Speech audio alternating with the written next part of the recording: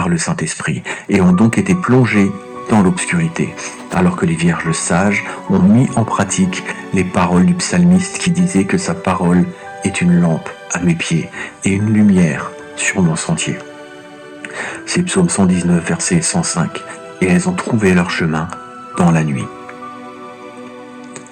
Enfin, un cri retentit.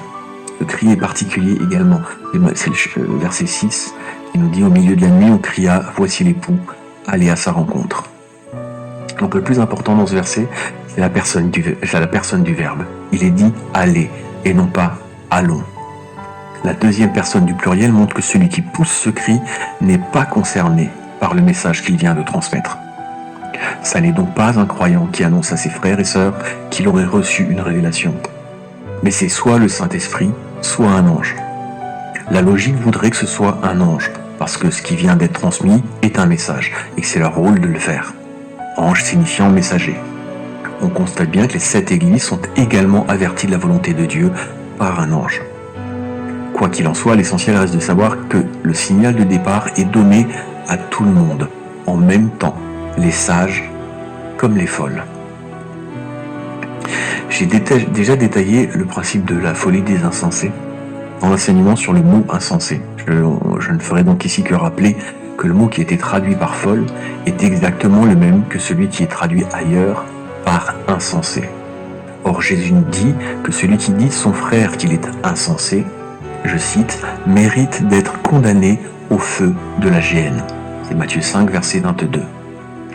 Or Jésus ne peut pas être condamné au feu de la géhenne.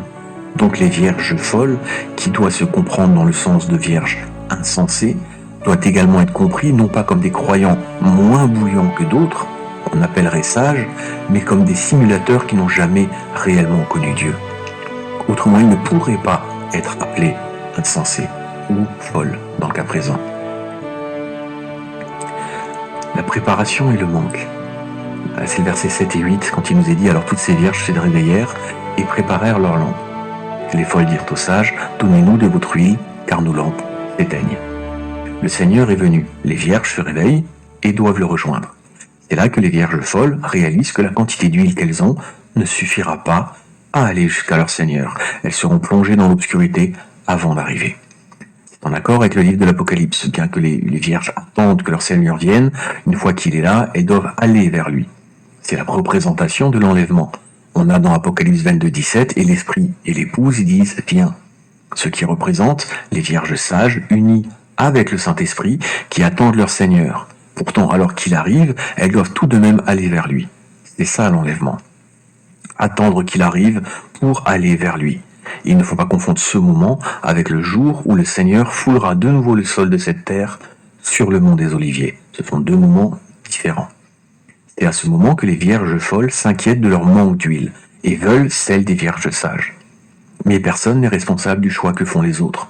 Les vierges folles savaient les risques. Elles ont décidé de tenter le coup. Et elles ont perdu. Quand les vierges folles disent « nos lampes s'éteignent », de Matthieu 25, 8, c'est en relation avec la déchéance d'Élie, dans le livre de Samuel, Élie sans eux. Dans le premier livre de Samuel, verset 3 du chapitre 3, il nous est dit « la lampe de Dieu n'était pas encore éteinte ».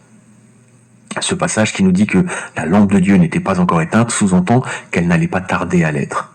Ce qui sera effectivement le cas, et c'est le jeune Samuel qui dormait au pied de l'autel qui remplacera Élie. Ici, c'est dans le désespoir que les vierges folles comprennent qu'à remettre constamment au lendemain, il y a forcément un jour où le lendemain ne voudra plus de vous. Ces jours seront des jours terribles, où ceux qui ont compris qu'ils se sont disqualifiés supplieront ceux qui auront remporté leur couronne de les aider, et où le bonheur de savoir que Jésus est de retour se croisera avec la tristesse de voir des milliards ne pas s'être préparés. Une partie d'entre eux étant des personnes que nous aurons côtoyées parfois pendant des années. Sophonie 1, 15 nous dit « Ce jour est un jour de fureur, un jour de détresse et d'angoisse, un jour de ravage et de destruction, un jour de ténèbres et d'obscurité, un jour de nuée et de brouillard. » Le verset 9 nous disait « Les sages répondirent « Non, il n'y aurait pas assez pour nous et pour vous. Allez plutôt chez ceux qui en vendent, et achetez-en pour vous. » Ce que semble nous dire ce verset, c'est que les vierges folles n'avaient pas acheté suffisamment d'huile. Prendre un tel risque pour un peu d'huile peut paraître complètement fou. Rien n'est dit sur la condition des 10 vierges. On doit donc en déduire que cela n'a pas d'importance. Ce verset peut être compris de plusieurs manières différentes, mais la plus judicieuse est que les vierges sages ne sont pas en train de dire qu'on peut acheter de cette huile chez les marchands. L'huile pour la lampe, donc le chandelier, suivait une recette précise, et il était interdit d'en reproduire pour son usage personnel, ce qui disqualifie les marchands quant à l'éventualité d'en trouver chez eux. Nous sommes le temple de Dieu, et cela fait que nous devons brûler du parfum et de l'huile en permanence. Ce dont je suis persuadé, c'est que nous tous qui sommes des enfants de Dieu et qui sommes son temple, nous partageons les ingrédients de ces huiles, mais pas les quantités. Et ce qui nous condamne, c'est de vouloir copier les quantités de nos frères et sœurs, au lieu de trouver l'équilibre que Dieu veut dans notre relation avec lui. Celui qui fait pour lui de l'huile qui est sainte pour son frère, se souille et s'expose à la chute, parce que Dieu ne l'a pas créé pour qu'il puisse trouver la paix dans cet équilibre-là. Lorsque les vierges sages disent aux vierges folles d'aller acheter chez ceux qui en vendent, elles savent parfaitement que personne ne peut vendre une huile que Dieu agrée. Premièrement, comme je le disais, parce que cette huile ne peut pas se trouver chez un commerçant. Mais également parce que même si l'un d'entre eux en avait, les échoppes seraient fermées. Dans l'histoire, il fait nuit. Ce qu'elles viennent de faire, c'est de pointer du doigt la faute des vierges folles, qui, vénales, passaient tout leur temps à poursuivre les biens de ce monde. Si l'on paraphrase, elles viennent de leur dire « Vous vous êtes sans cesse confiés dans les marchands de ce monde.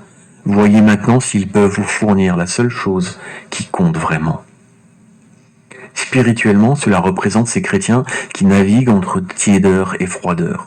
La chair est ennemie de l'esprit en toutes choses. Celui qui est de Dieu fait confiance à Dieu pour ses besoins quotidiens et veille à travailler pour ce qui ne périra jamais. Comme la veuve de Sarepta, à force de donner, elle ne cesse jamais d'avoir. Par contre, celui qui est du monde, quelle que soit l'apparence de sainteté qu'il se donne, travaille pour être certain des biens de ce monde qu'il aura demain, mais ne fait jamais plus que le nécessaire au quotidien, quand il le fait évidemment, lorsqu'on en vient au spirituel. Lorsque le 6e jour est là, il n'amasse pas pour le jour du Seigneur la portion dont il aura besoin et se retrouve démuni quand ce dernier arrive. Votre salle de bain vient... Finalement, le jour du Seigneur arrive, c'est les versets 10 à 13. Pendant qu'elles allaient en acheter, l'époux arriva. Celles qui étaient prêtes entrèrent avec lui dans la salle des noces, et la porte fut fermée.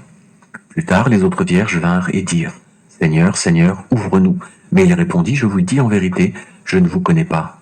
Veillez donc, puisque vous ne savez ni le jour, ni l'heure. » C'est étonnant de voir les efforts déployés par les vierges folles pour trouver de l'huile lorsqu'il est trop tard, comparé à leur laxisme lorsqu'elles sont allées se coucher sans en avoir suffisamment. Nombreux sont ceux qui ne croient pas au retour de Jésus parmi ceux qui prétendent croire en lui. Ils chercheront toujours des moyens détournés pour produire les mêmes effets, comme le faisaient les magiciens en Égypte. Mais si on peut tromper les hommes, on ne trompe pas Dieu. Et quand la parole se ferme, que ce soit quand la porte se ferme, que ce soit celle de l'arche de Noé ou celle de la salle des noces, plus personne ne peut l'ouvrir, si ça n'est Dieu.